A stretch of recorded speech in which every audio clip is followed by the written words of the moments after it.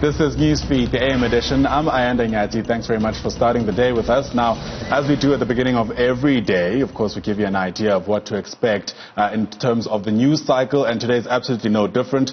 Joining us for that purpose is our news editor, Zain Semaar, who has a handle on some of these big stories himself. Zain, always great having you with us. Let's begin with what's on NewzroomAfrika's diary. Thank you, Ayanda. So this morning, quite a packed diary. We start off with Malungelo Boy, our reporter, going to Mogolelo village in the northwest. So we've heard reports that 5 schools were shut down in that village and in that area yesterday by parents who have joined in the primary schools and high school students and teachers and parents protesting against what they call the dilapidated state of the only high school in the area, making claims of not having enough desks and of students having to sit on bricks at the back of classes. Sure. So they've basically taken to the streets to protest and ask government to build a new high school in the area. So that's one of our big stories that we'll be looking at this morning. Also another story, Advocate Gerrie Nel of AfriForum's private prosecutions unit is taking up an interesting case in the Johannesburg Magistrates Court this morning. It's a case of the death of Soraya Didat and her 4 children, which happened in July of 2011 already. Now, at the time, it was reported that this mother and the 4 kids had burned to death in their home. And the father, Naim Didat, at the time was telling reporters how he had struggled to get his wife and kids out of the house, out of the burning house, how he had scrambled in between the rooms trying to save them. The family of the deceased, Mrs. Didat, her mom, was very unhappy about the outcomes because the police and emergency services couldn't get to the true nature of the blaze and the true cause of the fire. And after 3 years of having approached police and even writing to the NPA, she decided to approach Gerrie Nel and Paul O'Sullivan, the super sleuth as we call him. They took on the case and he had dug up evidence, new evidence, and a witness who claims that he saw Mr. Didat that evening and that he had approached him, offered him to help while the house was burning, but Mr. Didat had in fact chased him away. Sure. So these are some of the new evidence that today, almost half a decade later, will be heard in the Johannesburg Magistrates Court. Paul O'Sullivan is, of course, one of the chief witnesses, and they've got 8 other witnesses that they're going to present, which the defense suggests is going to kind of contradict the version that the husband gave originally. So to be clear then, the husband is now being seen as the suspect for the killing of his wife and those children. And 4 children, yes. Sure. Wow. Quite a crazy story. Yeah. And then continuing on with our usual stories of the week, which is state capture, Ms. Mamela continuing SAA Technical's former head of procurement, continuing to explain herself and her involvement in various deals that have now been highlighted as irregular deals. Also, we continue with the coverage of Neil Aggett's inquest, where Paul Erasmus is continuing his testimony. And then also on today's diary, there's a group calling itself Radical Economic Transformation, group coming out in support of Jacob Zuma, the former president, after a warrant was issued. This group claiming, obviously, that the former president is being treated unfairly, that the warrant is issued to him is actually an insult and is meant to humiliate him. Quite interesting because on the Sowetan page 2, they have, or it's Citizen rather, they have an article which talks about Justice Minister Ronald Lamola yesterday making quite a poignant statement on those who attack the judiciary. And I think he was specifically intending to speak to some of those. Absolutely, absolutely. It's absolutely no doubt that that's what he was alluding to, even though he didn't say it, in those terms necessarily. It's a good way for us to segue into the newspapers this morning. I'll start with the Star. Of course, they have an image that certainly dominates the front page, and that is of Joseph Shabalala, who, of course, we heard yesterday morning-ish that he had unfortunately passed away, born in 1941, which means that, he had certainly had a couple of years behind him, but a lot of people people still, of course, suggesting that it is an incredibly massive loss, not only to music itself, but certainly to the country's identity and our ability to sort of present that identity to the rest of the globe. We'll certainly continue bringing you some of that reaction as it comes in thick and fast. I saw a few international news outlets picking up on the story, also just indicating to us the kind of global footprint that not only Lady Smith Black Mambazo had, but certainly the man himself as an individual. Yesterday you heard recollections about his character outside of his talent, which made this even a greater loss. So it's no surprise that he's not only on the Star this morning, but certainly on other newspapers as well.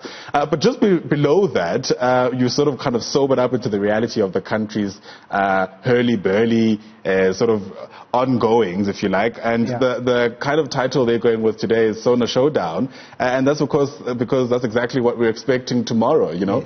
This time tomorrow will be just mere hours away to see how, if not if, President Cyril Ramaphosa will in fact be able to rejuvenate confidence not only in the country but certainly in its various states as well. And that's the angle they're going with, you know, the showdown that's looming, the EFF of course giving threats that they're going to disrupt President Cyril Ramaphosa when he starts. It's certainly a scene we've seen before, and my interest is to gauge South Africa's response when that happens again. You know, I think from the moments the threats had sort of emerged, there were questions around whether there's a need to reimagine how to have an impact in the chambers, so to speak, you know, because we've seen this before. And the shock factor certainly won't be as much as it used to be when we first saw it. Needless to say that parliamentary officials, including, of course, the Speaker, Thandi Modise, as well as the Chair of the National Council of Provinces, that's Amos Masondo, giving an assurance that they're going to do everything they can to ensure that there's decorum there. Wouldn't fool me, I guess. But I guess, time will tell, you know, to see how that unfolds.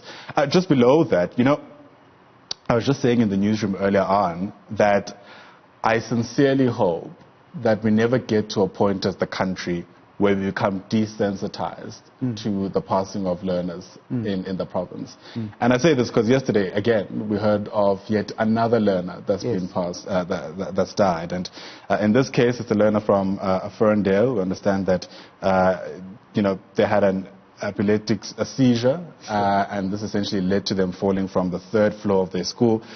And certainly they succumbed to those injuries. It certainly is understandable that the trauma of it all becomes overwhelming. And I think many South Africans will take a step back in reacting to it, in weighing in.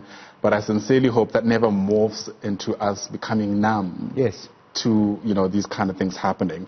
It becomes incredibly difficult to understand what on earth is happening. We heard Steve Mabona say that this is unprecedented since he's been doing this job.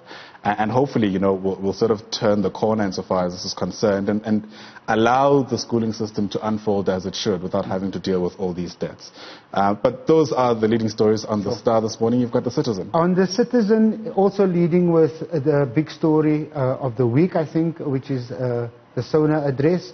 And Citizen leading with a headline which says, EFF will get a clap at Sona, suggesting that their move may backfire.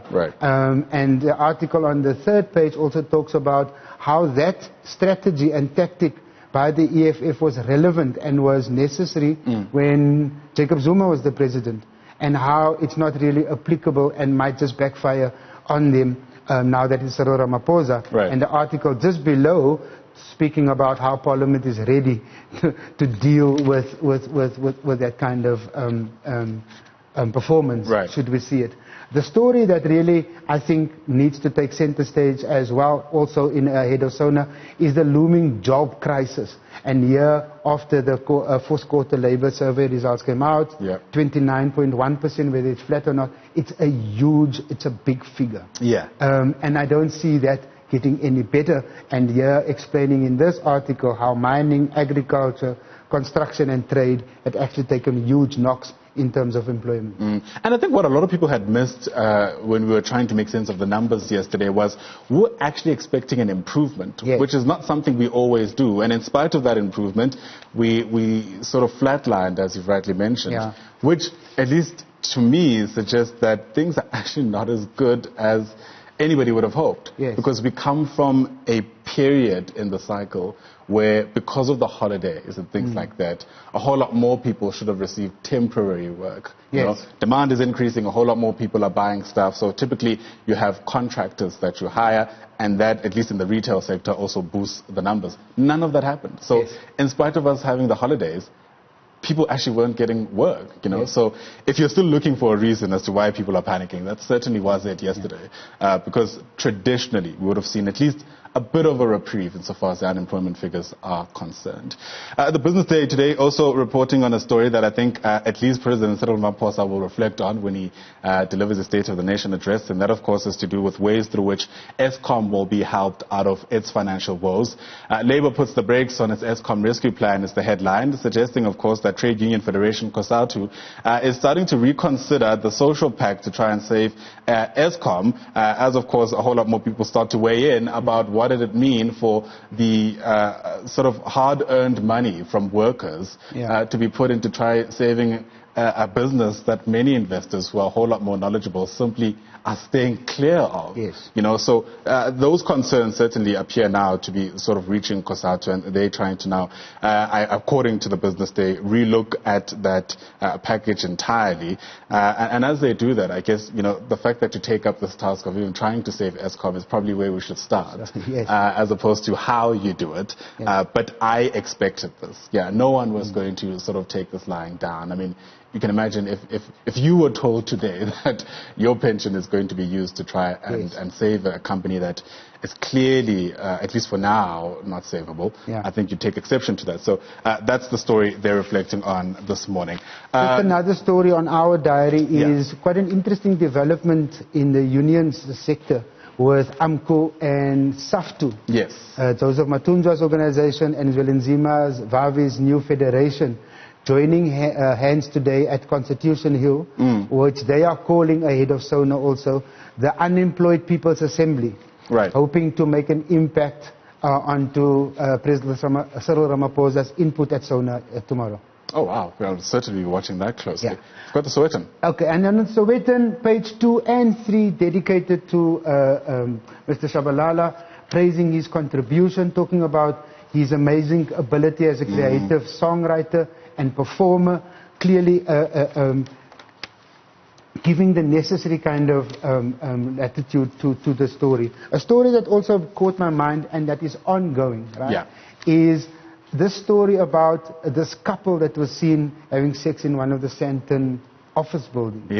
Sleazy as it might be, it has raised some important questions, legal questions, because this guy who's now been identified after Twitter and the internet went on a search for who this guy is claiming now that he's going to sue the people who distributed this video and who took it initially, claiming that he's not the guy in the video. But it raises important questions about privacy. It raises important questions about the distribution of that material after the fact. And I think those are some of the key issues that we will follow up on. Lovely. We'll leave it there. Thank you very much. Zain Semaar is our news editor right here at Newzroom Africa, helping us make sense of some of the big stories in the day and certainly the rest of the week ahead. Appreciate your insights. Thank you.